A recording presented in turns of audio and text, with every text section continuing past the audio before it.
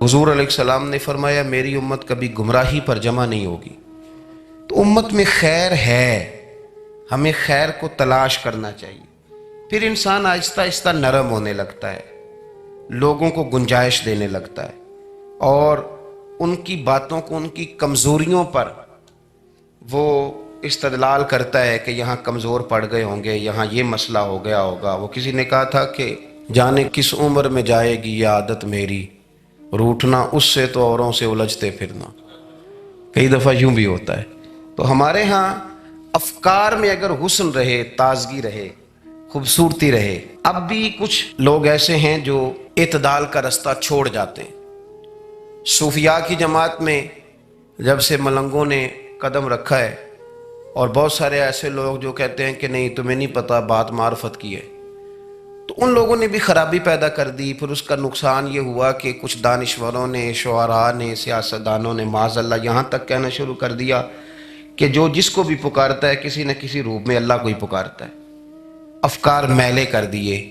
भाई अगर जिसको भी जो पुकारा जा रहा था तो वो माज़अल्लाह अल्लाह को ही पुकारा जा रहा था, जिसके सामने जो झुकता था तो कोई ना कोई उसके यहाँ तौहीद पाई ही जाती थी। तो फिर अल्लाह के रसूल बुतों के खिलाफ क्यों जिहाद करते रहे? फिर ला इलाहा इल्लल्लाह का क्या माना हुआ? तो एक तो वो तबका आया, फिर एक इल्हाद और बेदीनी का रवैया कुछ लोगों ने ये भी इख्तियार किया कि माज़अल्लाह उन्होंने मुसब्बिबुल असबाब की बजाय लोगों को असबाब पर ज़्यादा तवक्कुल करने का माज़अल्लाह दरस दिया। दुआओं से काम नहीं चलता, खाली नारों से बात नहीं बनती। इसको यहाँ तक ले गए कि अगर आज उन्हें हुजूर का कोई मौजज़ा बताया जाए, किसी करामत की बात की जाए, अल्लाह तबारक व तआला की तरफ से अता करदा किसी अनहोनी ऐसी बात में जिसमें खालिसतन कुदरत इलाही का दखल हो, तो उन लोगों के लिए मानना मुश्किल हो जाता है, क्योंकि उन्होंने जोर ही इस बात पे दे दिया है। तो इन सारे रवैयों के अंदर हमें फिर पलटकर उन्हीं तालीमात की तरफ तवज्जो करनी होगी जो मदीने वाले महबूब ने हमें अता फरमाई, जो हुजूर ने अकायद और नजरियात का हुस्न हमें अता फरमाया।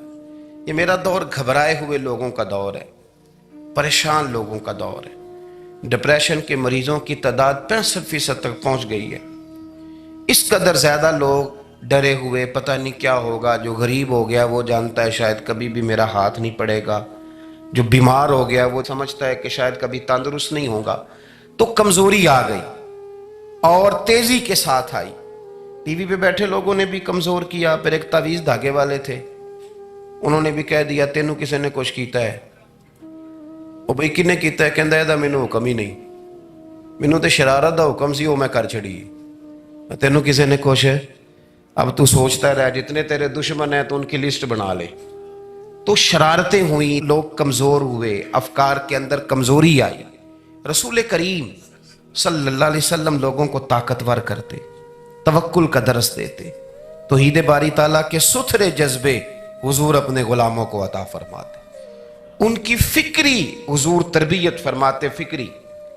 अल्लाह के रसूल सल्लल्लाहु अलैहि वसल्लम गारे सौर में मौजूद हैं, साथ सैयदना सिद्दीक़ अकबर रज़ी अल्लाह तआला अन्हु। कुफ़ार जो गिरफ्तार करने वाले थे, पीछे लगे हुए थे, वो गारे सौर के दरवाजे तक आ गए। जिस तरह डॉक्टर बोल देता है, वो कह देता है कि अब जनाब मुश्किल है, अगले हफ्ते आप चले जाएंगे। तो वो जो कमज़ोर लोग हैं उन्होंने अगले हफ्ते क्या जाना होता है, वो जब डॉक्टर बताता है उसी वक्त ही फौत हो जाते हैं। वो कहते हैं अगला हफ्ता तो लेट है, उसी वक्त ही समेट लेते हैं सामान सफ़र। और कुछ लोग ऐसे थे, डॉक्टर ने कहा कि जनाब आपकी रिपोर्ट्स बताती हैं कि आप बहुत जल्दी चले जाएंगे। तो उन्होंने कहा जनाब आप जो कह रहे हैं अपने इल्म के मुताबिक कह रहे हैं, पर होना तो वो है जो मेरा रब करीम चाहेगा। ये वो जज्बात हैं जो हमें रसूल करीम अलैहिस्सलाम ने अता फरमाया। देखो हज़रत अबू बकर सिद्दीक़ रज़ी अल्लाह तआला अन्हु के साथ हुजूर गारे सौर में मौजूद है। कुफ़ार जो गिरफ्तार करने वाले हैं वो दरवाजे तक आ गए, बिल्कुल दरवाजे तक। जनाब सिद्दीक़ अकबर रज़ी अल्लाह तआला अन्हु उनको देखकर थोड़ा सा घबराए, अपने लिए नहीं, ज़ाते मुस्तफ़ा के लिए घबराए, कहीं हुजूर को कोई तकलीफ ना पहुंच जाए। थोड़ा घबराए, या रसूलल्लाह वो तो करीब आ गए, और अगर उन्होंने पैरों की जानिब झुक कर देखा तो हमें देख लेंगे। बिल्कुल सराहने पहुंच गए, ये आ गए, खड़े हो गए, और दरमियान में पर्दा क्या है? मकड़ी का जाला। اور مکڑی کا جالا پھونک سے بھی اڑ جاتا ہے. تو مکڑی کا جالا بیچ میں، حضور وہ تو پہنچ گئے، ذرا جھک کر کے دیکھیں گے تو وہ تو ہمیں پکڑ لیں گے. اب یہ وقت تربیت ہے، اور وہ تربیت جو محبوب نے اپنے اس عظیم صحابی کی فرمائی، اس تربیت کو میرے رب کریم نے قرآن مجید میں بیان فرمایا. حضور فرماتے ہیں، رب فرماتا ہے کہ فرمایا محبوب نے، فرمایا لا تحزن، ابو بکر گھبرانا. یہ ایک موقع ہوتا ہے جب انسان کو گھیر لیتی ہیں مشکلات چاروں جانب سے، اور جو بھی آتا ہے وہ اسے مایوس ہی کرتا ہے، لیکن حالات کے سہمے ہوئے لوگوں کو بتا دو حالات بدل جاتے ہیں، ایک جیسے نہیں رہتے. کہا لا تحزن، ابو بکر گھبرانا. کیوں؟ ہماری فوجیں آ کے انہیں پکڑ لیں گی، یا اندر ہمارے پاس کوئی ایسا اسلحہ موجود ہے کہ ہم ان پر چھوڑ دیں گے تو یہ مر جائیں گے. لا تحزن، ابو بکر گھبرائیے مت. کیوں نہ گھبرائیے؟ اس لیے کہ ان اللہ معنا، بے شک اللہ ہمارے ساتھ ہے.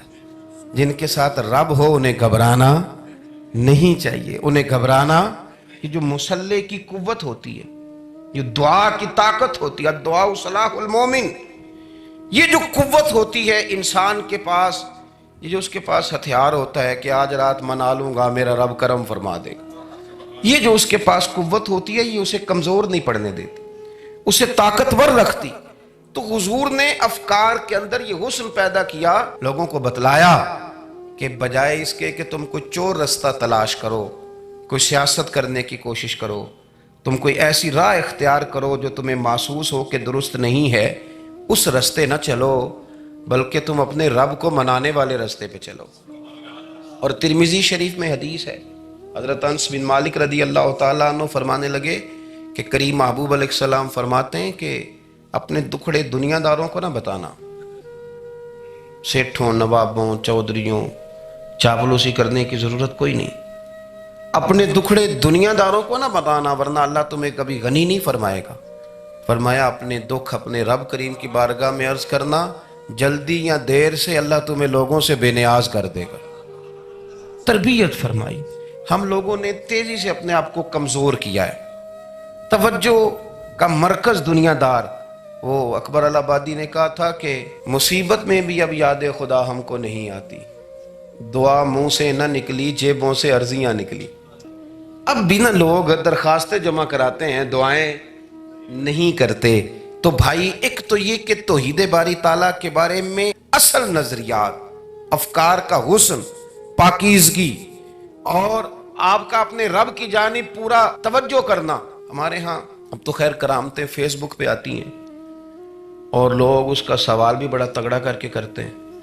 اور جو بچے چھوٹے موٹے ہماری طرح طالب علم ہوتے ہیں، کچھ کتابیں پڑھنے والے دین کے، وہ کئی دفعہ الجھ جاتے ہیں کہ اب اس کو ٹیلی کیسے کریں، ساتھ کیسے جوڑیں. ایسی کرامتیں اور کرامت بیان کرنا بھی لوگوں نے ذمہ داری سمجھ لیا ہے. حالانکہ جڑے محرم راز حقیقت دے وہ تے راز حقیقت کھول دے ہی نہیں. اے جنہ ویکھیا نہیں او کرن گلاں، جنہ ویکھ لیا او تے بول دے ہی نہیں، تو بات ہی نہیں کرتے. تو کرامت نا جوڑ جاڑ کے نا کہیں فٹ کی جاتی ہے. آپ کو بخاری مسلم میں حدیث ملے گی، کوئی بھی ایسی اوہام پرستی، کوئی بھی ایسا نظریہ، کوئی بھی ایسی بات جو ذہن کو منتشر کرے. یعنی ابھی تک لوگ کہہ دیتے ہیں ہمارے کہ وہ کالی بلی رستہ کاٹ گئی تھی. تو معاملہ بڑا، میں ملتان شریف پہنچا تو مجھے وہاں ایک میرے سنگی کہنے لگے، بڑا پرانا ان سے ربط ہے، کہنے لگے کہ میں نے آج نہ تجربہ کیا ہے، ویسے واقعی کالی بلی رستہ کاٹی ہے تو مشکل ہو گئی ہے. میں نے انہیں کہا کہ آپ کا تجربہ سجدہ صاحب کا محتاج ہے، آپ کو دوبارہ سے تجربہ کرنا چاہیے. خدا کے بندے، کالی بلی رستہ کاٹ جائے تو مشکل ہوتی ہے، تو میرا تو سارے رستے، کئی کالی گاڑیاں رستہ کاٹ گئی ہیں، اب کیا کیا جائے. یہ کمزوری ہے. افکار میں کمزوری نہیں پیدا کریں، کچا پن نہ پیدا کریں، آپ مضبوطی لائیں. بخاری مسلم میں آپ کو حدیث ملے گی، سرور کائنات علیہ السلام کے صاحبزادے جناب ابراہیم علیہ السلام وصال فرما گئے، اور کیفیت یہ تھی کہ انہوں نے حضور کی مقدس گود میں آخری سانس لیا. داڑھی مبارک محبوب کی آنسوؤں سے بھر گئی. حضرت انس کہتے ہیں عرض کی یا رسول اللہ آپ بھی آنسو بہاتے ہیں؟ فرمایا میرا بیٹا گیا ہے تو آنسو نکل آئے ہیں، ورنہ میری زبان پہ وہی جاری ہے جس سے میرا رب راضی ہوتا ہے۔ اسی دن نا، جس دن سرکار کے صاحبزادے کا وصال ہوا، اسی دن سورج کو گرہن ہو گیا۔ کچھ لوگوں نے بات جوڑ دی، کہنے لگے کہ آج چونکہ حضور سید عالم علیہ السلام کے صاحبزادے کا وصال ہو گیا ہے تو آج دیکھو سورج کو بھی گرہن ہو گیا ہے۔ بات جوڑ دی، غم کی کیفیت تھی، سرکار کی مقدس داڑھی آنسوؤں سے بھری ہوئی تھی، حالات کا تقاضا اور اس کی سمت کچھ اور تھی۔ حضور نے جمعے کا انتظار نہیں فرمایا، فرمایا بلاؤ لوگوں کو مسجد میں۔ لوگ جمع ہو گئے اور صحابہ فرماتے ہیں ہمارے خیال میں یہ تھا کہ یہ موقع نہیں تھا، آج نہ جہاد کے لیے حکم آنا ہے، کس مقصد کے لیے حضور نے طلب فرمایا، لیکن جب ہم گئے اتنا ضروری کام ہے نظریات کا صاف ہونا، اللہ کے محبوب نے لوگوں کو اسی دن بلا کے فرمایا لوگوں سنو، سورج اور چاند کو جب گرہن لگے تو استغفار پڑھا کرو، تسبیحات کیا کرو، نوافل ادا کیا کرو، اللہ کے حضور حاضر ہوا کرو۔ فرمایا یہ سورج اور چاند کو جب گرہن لگے تو یہ اللہ کی نشانیوں میں سے نشانی ہوتا ہے، کسی بندے کے دنیا سے جانے کا اس کے ساتھ کوئی تعلق نہیں۔ تم نے اپنے ذہن کو ٹھیک رکھنا، افکار کو ٹھیک رکھنا، کسی بھی قسم کی تم نے اوہام پرستی کا شکار نہیں ہو۔ مضبوط رہیں، مضبوط رہیں، اٹھ باندھ کمر کیوں ڈرتا ہے، پھر دیکھو خدا کیا کرتا ہے۔ آپ مضبوط رہیں، جب مضبوط رہیں گے تو انشاءاللہ توانائی اللہ کی طرف سے عطا کر دی جائے۔ دوسری بات، نبی پاک صلی اللہ تعالیٰ علیہ وسلم نے نا تمام انبیاء کرام علیہ السلام کے بارے میں لوگوں کے ذہنوں کی اصلاح کی۔ آپ کبھی قرآن حکیم کا مطالعہ فرمائیں، احادیث مبارکہ کو پڑھیں تو میرے محبوب کریم کی شان یہ ہے کہ حضور نا انبیاء کی شانیں بیان کرتے ہیں۔ حضرت موسیٰ کلیم اللہ ہیں، کس نے ہمیں بتایا؟ قرآن و حدیث نے بتایا۔ شانیں بیان کی نبیوں کی، عظمتیں بیان کی۔ حضرت ابراہیم خلیل اللہ ہیں، یہ ہمیں قرآن نے بتایا، حضور نے بتایا، لیکن ساتھ ہمیں یہ بھی بتایا کہ ہیں یہ اللہ کے بندے، ہیں یہ اللہ کے رسول۔ نبی پاک صلی اللہ تعالیٰ علیہ وسلم نے افکار اور نظریات انبیاء کے بارے میں لوگوں کے درست فرمائے۔ مجموع الزوائد میں حضرت مولا علی شیر خدا رضی اللہ تعالیٰ عنہ کی حدیث مروی ہے، ایک بدو آ گیا حضور کی بارگاہ میں کچھ مانگنے کے لیے۔ مولا کائنات رضی اللہ تعالیٰ عنہ فرماتے ہیں سرکار جب کسی بات کا جواب نہ دینا چاہتے تھے تو خاموش ہو جاتے تھے، کچھ دیر خاموش رہتے تھے، اور حضور کا خاموش رہنا بھی ہمارے محدثین نے محفوظ کیا ہے۔ اقسام حدیث میں سے ایک حدیث ہے جسے حدیث تقریری کہا جاتا ہے، وہ حدیث ہے جس میں حضور خاموش رہے، کوئی کام کیا گیا تو سرکار خاموش رہے۔ حضرت مولا علی کہتے ہیں حضور نہ خاموش ہو گئے، لیکن چونکہ دیہاتی تھا، سادہ تھا، اس نے جب بار بار گفتگو چھیڑنا چاہی تو پھر حضور نے فرمایا چل پھر مانگ لے کیا مانگتا ہے، مانگ لے پھر کیا مانگتا ہے، کر سوال۔ دیہاتی تھا، سادہ آدمی تھا۔ مولا کائنات فرماتے ہیں ہمیں یوں لگا کہ اب نہ یہ آخرت اپنی سوار جائے گا، جنت کا سوال کرے گا، لیکن بڑا ہی سادہ تھا۔ مانگنے پہ بھی آیا تو کیا مانگا؟ کہنے لگا یا رسول اللہ صلی اللہ علیہ وسلم میں نے سفر کرنا ہے، مجھے ایک اونٹنی عطا کر دیتے۔ حضرت سلطان باہو سے کسی نے کہا کہ بڑے لوگ مرید ہوتے ہیں، تو فرمانے لگے رابطہ طالب کوئی نہیں ملے، جو ملے طالب زرد آؤ۔ تو بہت سارے لوگ ایسے آتے ہیں جو کامل شیخ کے پاس بھی آ کے کہتے ہیں دکان کوئی نہیں چلتی، یہ تو کسی سیٹ سے مشورہ کر لیتے، کاروبار چلانے کا آپ کو ڈھنگ بتا دیتا۔ یہ یہاں آ کے بھی آپ نے یہی سوال کیا، یہاں پہنچ کے بھی یہی سوال۔ تو نبی پاک صلی اللہ تعالیٰ علیہ وسلم سے کہنے لگا ایک اونٹ دے دیں آنے جانے کے لیے۔ حضرت علی کہتے ہیں ہمیں بڑا افسوس ہوا، یار تو آیا کہاں پہ ہے اور تو مانگ کیا رہا ہے؟ تو بارگاہ دیکھ اور اپنا سوال دیکھ، تو کہاں کھڑا ہے، کیا مانگ رہا ہے؟ حضور مسکرائے اور مسکرا کر کے فرمایا کہ اونٹ تجھے دیا، چل کچھ اور بھی مانگ لے۔ حضرت علی کہتے ہیں ہم نے کہا اب جنت مانگے گا یہ حضور سے؟ تو بڑا ہی بھولا تھا، کہنے لگا جی اگر آپ کچھ اور بھی دینا چاہتے ہیں تو اونٹ پہ ڈالنے کے لیے کجاوا بھی دے دیں۔ تو حضرت مولا علی شیر خدا فرماتے ہیں ہمیں پھر بڑا افسوس ہوا کہ یار دیکھو اتنا چانس ملا ہے، پھر کھو دیا ہے۔ رسول کریم علیہ السلام بھی مسکرائے، اور سرور کائنات کی جو مسکراہٹ ہوتی تھی وہ نہ خوشیاں تقسیم کرتی تھی۔ اعلیٰ حضرت رحمۃ اللہ علیہ فرماتے ہیں جس کی تسکین سے روتے ہوئے ہنس پڑے، جس کی تسکین سے روتے۔ اب یہاں سوال پیدا ہوتا تھا کہ پھر اس مسکراہٹ کے لیے تو انتظار کرنا پڑتا ہوگا کہ حضور مسکرائیں تو روتے ہوئے ہنسیں، تو اگلا شعر بھی ہے اور جواب بھی ہے۔ فرمانے لگے جس کی تسکین سے روتے ہوئے ہنس پڑیں اس تبسم کی عادت پہ لاکھوں سلام۔ یہ تو عادت ہے حضور کی، یہ تو عادت ہے مسکراتے رہنا۔ تو حضور بھی زیر لب مسکرائے۔ تیسری دفعہ میرے کریم نے پھر فرمایا چل مانگ لے کچھ، تجھے ایک چانس اور دیتے ہیں۔ پر مولا کائنات فرماتے ہیں بڑا ہی بھولا تھا، تیسرا چانس ملا، گویا گولڈن چانس ملا، لیکن پھر بھی وہیں کا وہیں رہ گیا۔ کہنے لگا ٹھیک ہے، اگر آپ کچھ اور بھی دینا چاہتے ہیں تو میرا سفر لمبا آنے جانے کا خرچہ بھی دے دے۔ اللہ اکبر۔ اب حضور عقائد کی بابت بتانے لگے کہ رسالت کے بارے میں، محبوب کے بارے میں عقیدہ کیسا ہونا چاہیے۔ تو حضور علیہ السلام فرمانے لگے تجھ سے تو وہ بنی اسرائیل کی بڑھیا ہی اچھی تھی۔ یا رسول اللہ صلی اللہ علیہ وسلم کون سی؟ تو حضور فرمانے لگے جناب موسیٰ علیہ السلام کو حکم ہوا ہجرت کریں، تو آپ جانے لگے، تو پھر ارشاد خداوندی ہوا کہ جہاں حضرت یوسف علیہ السلام مدفون ہے، آپ کا مزار پر انوار ہے، اگر آپ کو جانا ہے تو پھر ان کے تابوت کو بھی آپ نکال کر کے ساتھ لے جائیں۔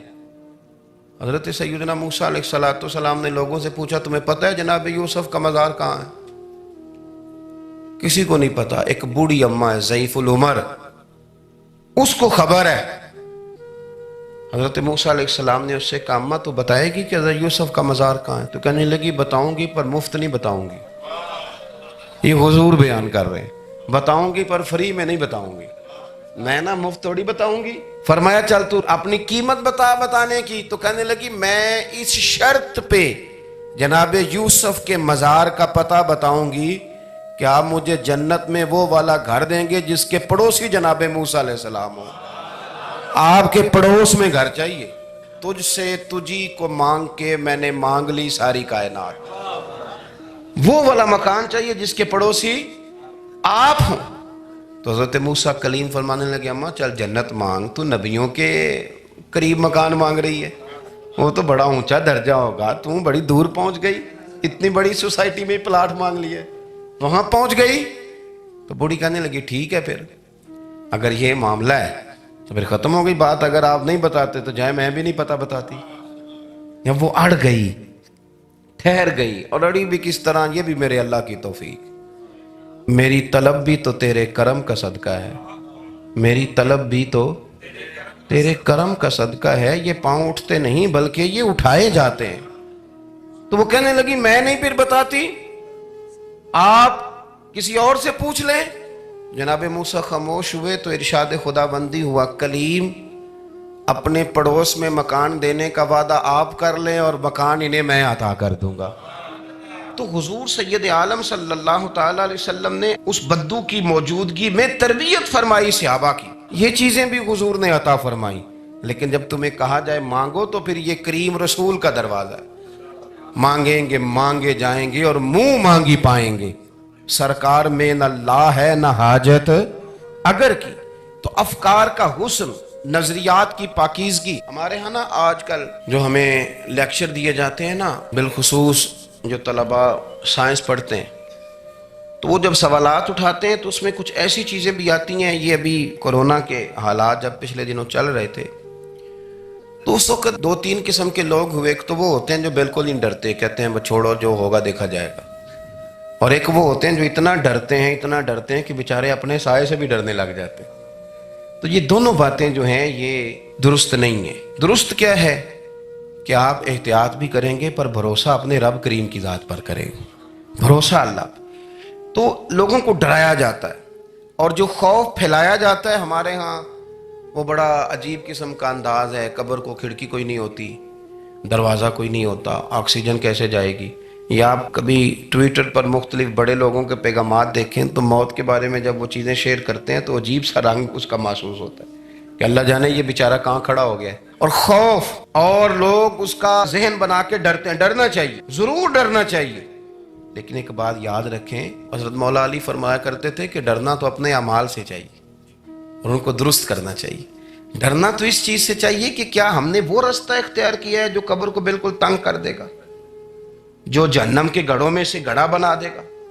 اگر وہ رستہ ہے اور اس پر آپ چلے ہوئے ہیں، آپ سخت ہو گئے ہیں، آپ نے سوچنا چھوڑ دیا ہے، آپ نے حقوق العباد کے معاملے کو ترک کر دیا ہے، آپ اپنی طبیعت کے لحاظ سے لوگوں کو ستانا مشغلہ بنا بیٹھے، آپ حلال حرام کی تمیز چھوڑ گئے، نگاہوں کی صفائی سے لے کر رزق حلال کو پیٹ میں لے جانے تک اگر غیر محتاط ہو گئے تو پھر تو خوف کھائیں. لیکن یہاں ان نظریات کی بابت جو حضور نے ہماری تربیت فرمائی، تو حضور نے ہمیں یہ نہیں فرمایا کہ میرا مومن ہو تو تم اسے کھڈے میں چھوڑ آؤ گے، ہو زندگی تقوی اور محتاط رہ کر گزارنے والا اور تم اسے کھڈے میں چھوڑ آؤ. یہ نہیں ہے، بلکہ فرمایا جو میرے مومن کی قبر ہوتی ہے روضۃ من ریاض الجنہ، وہ تم اسے نہ کھڈے میں نہیں چھوڑ کے آئے، باغ میں چھوڑ کے آئے ہو. آپ باغ کا تصور کریں پھر قبر کو سوچیں. نہیں، باغ میں چھوڑ کے، اور باغ بھی معمولی نہیں، جنت کے باغوں میں سے باغ، جنت کی کیاریوں میں سے، روضۃ من ریاض الجنہ. اب ذرا اس اینگل سے آپ اپنی قبر کو سوچیں، اس رویے کے ساتھ کہ اگر قبر آپ کی جنت کا باغ ہے تو باغ میں جاتے بندہ ڈرتا تو نہیں، اور باغ اتنا حسین ہے کہ جس میں پہلی آنکھ کھلے گی تو پہلی نظر اٹھے گی تو مدینے والے محبوب کا چہرہ نور نظر آئے گا. اتنا شاندار باغ ہے. آپ اس کی رعنائی، اس کا حسن اور اس کی خوشبو کو ملاحظہ فرمائیں. تو حضور نے نا ہماری تربیت فرمائی. میں اکثر کہا کرتا ہوں احباب سے کہ انسان 10-15 سال کے بعد پردیس سے واپس لوٹے اور ماں اگر موجود ہو نا گھر میں، اتنا تگڑا استقبال کرتی ہے کہ مزہ آ جاتا ہے. اس کا بس نہیں چلتا، مکان بھی نہیں بنا دے، فلانی چیز بھی نہیں لے آؤ، میرا پتر آ رہا ہے، فلانی بھی. تو سالوں بعد بندہ گھر لوٹے تو ماں اتنا استقبال نہیں کرتی جتنا قبر میں اللہ کی رحمت بندے کا استقبال کرتی. اس لیے جب یہ سوچ بن گئی تھی نا صحابہ کی حصول جنت کی، تو پھر ان کو لگاؤ ہو گیا تھا. پھر دنیا کی زندگی، جاہ و جلال، مال و دولت اتنا زیادہ وقت نہیں رکھتا تھا ان کی نظر میں. پھر وہ سمجھ گئے تھے اس بات کو کہ کن فی الدنیا کانک غریب و عابر سبیل، سمجھ گئے تھے کہ یہ مسافر ہیں ہم یہاں. اور وہ پھر اتنا زیادہ اپنے ذہن پہ چیزوں کو سوار نہیں کرتے تھے، محسوس کرتے تھے کہ اتنی زندگی ان کی ہے، اتنی زندگی ان کی گزر گئی ہے، محسوس کرتے تھے. اور اس پر پھر وہ جو فوکس کرتے تھے وہ آخرت کے لیے کرتے تھے. ایک خاتون حضور کی بارگاہ میں حاضر ہوئی. یہ بھی سیاستہ میں آپ کو روایت ملے گی، بہت ساری کتابوں میں ہے لیکن اس کی اصل آپ کو بخاری شریف میں ملے گی. حضرت ابو ہریرہ رضی اللہ تعالیٰ عنہ فرماتے ہیں کہ خاتون آئی تو اس نے آ کر نا بڑے درد کے ساتھ حضور کی بارگاہ میں استغاثہ پیش کیا. عرض کرنے لگی یا رسول اللہ صلی اللہ علیہ وسلم، میں نا مرگی کی مریض ہوں اور بڑی تکلیف میں ہوں. یہ جو مرگی کا مرض ہوتا ہے یہ اعصابی بھی ہے، جسمانی بھی ہے، ذہن کو کنٹرول کرتا ہے، اور انسان جسمانی طور پر بھی بالکل اس وقت جب دورہ ہوتا ہے مفلوج ہو جاتا ہے، ذہنی طور پر بھی خوشی غمی آنا جانا دشوار ہو جاتا ہے انسان کے لیے. تو وہ خاتون عرض کرتی ہے یا رسول اللہ صلی اللہ علیہ وسلم، مجھے مرگی ہے، کریم آپ دعا فرمائیں رب مجھے شفا عطا کر دے. حضور دعا فرما دیا کرتے، اللہ تعالیٰ نے میرے محبوب کے وجود کو شفا بنایا تھا. لعاب دہن مولا علی کی آنکھوں پہ لگائیں تو رب کریم فوراً شفا عطا فرمائے. لیکن حضور نا تربیت جب کرتے نا، تربیت لوگوں کے بیچ، تو پھر نظریات کو، عقائد کو، افکار کو حضور غسل دیتے، وضو کراتے. یہاں بھی سرکار نے صحابہ کے بیچ اس خاتون سے گفتگو فرمائی اور حضور فرمانے لگے اگر تو کہے تو میں دعا کرتا ہوں رب تجھے شفا دے دے گا. حضور فرمانے لگے اگر تو کہے میں دعا کرتا ہوں اللہ شفا دے گا. اور فرمایا اگر تو کرے صبر تو میرا وعدہ ہے رب بغیر حساب کتاب جنت عطا کرے گا. اب یہ سوچ ہے، یعنی ہمیں جب چانس ملتا ہے دنیا اور آخرت میں چیزوں کو عکس کرنے کا تو آپ نظر دوڑا لیں دائیں بائیں کہ لوگوں نے توجہات کہاں اپنی مرکوز کی ہوئی. حضور نے فرمایا اگر تو کہے تو رب کریم ہے وہ شفا دے گا، میں دعا کروں گا. اور اگر تو صبر کرے، مانا کیا، کہ اگر تم مرغی کے ساتھ ہی گزارا کرے، اس کے ساتھ ہی وقت بتائے، تو پھر رب تجھے جنت دے گا۔ یہ سمجھ لیں بات، اس پر غور کریں۔ وہ جو بیماری کو رحمت کہا گیا تو یہاں اس کا عملی مظاہرہ ہونے جا رہا ہے۔ حضور فرمانے لگے گر تو صبر کرے تو رب جنت دے گا۔ صحابہ کہتے ہیں اس بوڑھی نے 1 منٹ نہیں لگایا سوچنے کے لیے، فوراً عرض کرنے لگی، گویا عرض کرتی ہے حضور تھوڑی سی تو زندگی ہے، میں مرغی کے ساتھ ہی گزارا کر لوں گی، آپ دعا کریں رب مجھے جنت عطا کر دے، ہاں میرے لیے جنت کی دعا کر دیں۔ تو صحابہ فرماتے ہیں حضور نے دعا کر دی، گویا وعدہ ہو گیا جنت کا۔ وہ عرض کرتی ہے یا رسول اللہ صلی اللہ علیہ وسلم، جب مرغی ہوتی ہے تو میرے وجود سے کپڑا ہٹ جاتا ہے، ستر کا مسئلہ بنتا ہے، اس کے لیے آپ ضرور اللہ کے حضور عرض کریں۔ تو سرکار نے دعا کر دی۔ صحابہ فرماتے ہیں کہ وہ دیر تک موجود رہیں، دیر تک، حضرت عثمان غنی کے زمانہ مبارکہ تک وہ بوڑھی موجود رہیں۔ جب بھی انہیں مرغی ہوتی تھی کپڑا اپنی جگہ پہ موجود رہتا تھا، اور جب ہم سے کوئی کسی جنتی کو دیکھنے کا سوال کرتا تھا تو ہم کہتے تھے اس بوڑھی کو دیکھ لو، اسے دنیا میں ہی حضور نے جنت کی بشارت عطا فرما۔ تو جو سمجھنے کی بات ہے وہ یہ ہے توحید، رسالت، قبر، حشر، اس کے بارے میں اپنے نظریات کو صاف ستھرا رکھیں۔ وقت تیزی سے بیت رہا ہے، وقت جو اپنی اس کی سپیڈ ہے اس کے ساتھ وہ گزر رہا، قریب ہوتے جا رہے ہیں لوگ قبر کے، آخرت کے۔ کرنے کا کام یہ ہے کہ ہمارے نظریات وہ ہوں جو ہمیں رسول کریم نے عطا فرمائے۔ حضرت فاروق اعظم رضی اللہ تعالیٰ عنہ جیسے دلیر آدمی حضور کے مقدس وجود پر موٹے بان کی چارپائی کے نشان دے کے جب روئے ہیں تو حضور نے وہاں بھی تربیت فرمائی ہے۔ فرمایا عمر کیا تم پسند نہیں کرتے کہ اللہ آخرت کی ساری شانیں ہمیں ہی عطا کرے، اور دنیا میں ہم تھوڑی سی مشکل دیکھ لیں تو ان چیزوں کو ہم نے سمجھنا ہے۔ یہ چیزیں ہمیں جینے میں آسانی پیدا کریں گی، ہمارے لیے مددگار ثابت ہوں گی، ہمارے افکار کو یہ تازہ رکھیں۔ پھر بہت زیادہ الجھاؤ، بہت زیادہ پریشان ہونا، بہت زیادہ ڈپریشن کا شکار ہونا، بہت زیادہ ہمارا دنیاوی معاملات کے اندر تفکر کرنا، یہ ہمیں کمزور نہیں کرے گا بلکہ ہم توانا رہیں گے۔ اللہ کے حضور دعا ہے مالک کریم کہی ہوئی باتوں کو قبولیت کا درجہ عطا فرمائے۔